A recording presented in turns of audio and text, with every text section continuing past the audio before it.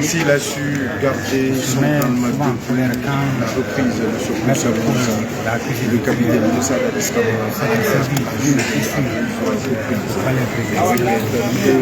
y a un lien entre colonel Bian que Dieu détruise ma proche. Je ne crois pas que ce nom capitaine Moussa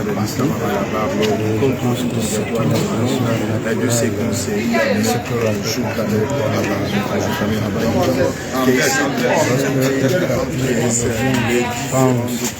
qu'un chef d'État, il y a quand même un dossier très impressionnant, très connu, mon appel le président de la justice, est passé par une sur cette cachée de ces gars, d'être allé à Marokana, seul, faire un rituel, et de là à commencer à communiquer avec certaines personnes pour dire tel est en train de sortir. Il y a plusieurs contradictions. La première contradiction, comment il pouvait être à Marokana, savoir que son aide de camp est en train de sortir. Deuxième contradiction, l'aide de camp lui-même dit qu'il était là, il n'est pas sorti. Mais pourquoi c'est un confrère qui dira qu'il n'est pas sorti? Vous l'avez même entendu dire que c'est une information nouvelle qu'il avait donnée et que son client n'était pas informé. En réalité, c'est une information qui n'a pas du tout aidé son client. Il y a plutôt encore enfoncé son client. Donc comprenez que quand on a appelé pour fonction dans un état et qu'on vous prenne pour n'importe qui, le président de la liste n'est donc pas facile.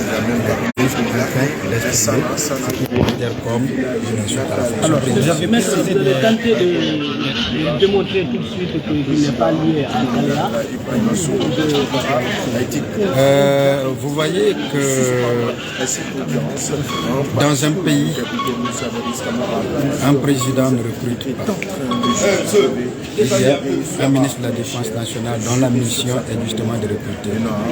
Rappelez-vous qu'actuellement il y a un recrutement et que tous les actes sont posés par le ministre à la présidence chargé de la Défense nationale. On ne peut pas penser dans un pays qu'il pourrait y avoir un recrutement sans un ministre de la Défense. Comme on ne peut pas penser qu'un président ne peut pas être au courant. Il l'a dit publiquement en vous disant qu'il a été effectivement informé par son ministre de la Défense, à qui il a donné des instructions. Et quels étaient le contenu de ces instructions? C'était que lui, il passe dans toutes les régions naturelles du pays pour qu'on n'ait pas une armée qui tienne uniquement compte d'une communauté, d'une région ou, et si vous voulez, d'une couleur. Voilà ce qu'il a fait. Et compte tenu de la confiance qu'il avait en son ministre de la Défense à l'époque des faits, il l'a donc laissé faire tout. Et d'ailleurs, ce recrutement-là a continué même après lui. Vous avez vu que j'ai déposé des documents officiels qui sont signés par le général Sekouba lui-même, où il signe comme ministre de la Défense nationale, mais également président par intérim. Parce que n'oubliez pas que l'accord de Ouagadougou faisait du président d'Addis toujours le président de la transition, mais que lui, président par intérim, parce que tout simplement, en raison de son exil ouvertement, il a donc été gardé au Burkina Faso pour permettre à ceux-là qui ne voulaient pas qu'il soit là de venir diriger le pays et de faire ce qu'il voulait.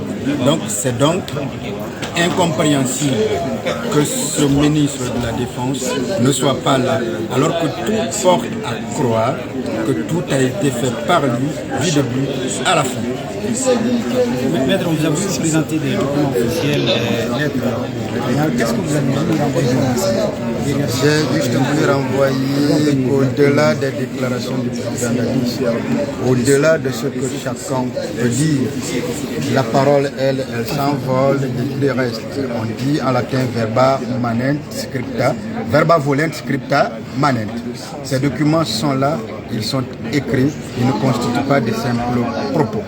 Il ne suffit pas de dire que tel a fait ça, mais il faut y tenir. Et j'ai peut-être présenté un élément très important. Voyez-vous que l'élément central de la complicité qu'on veut établir contre le président d'Addis est lié à Kalea.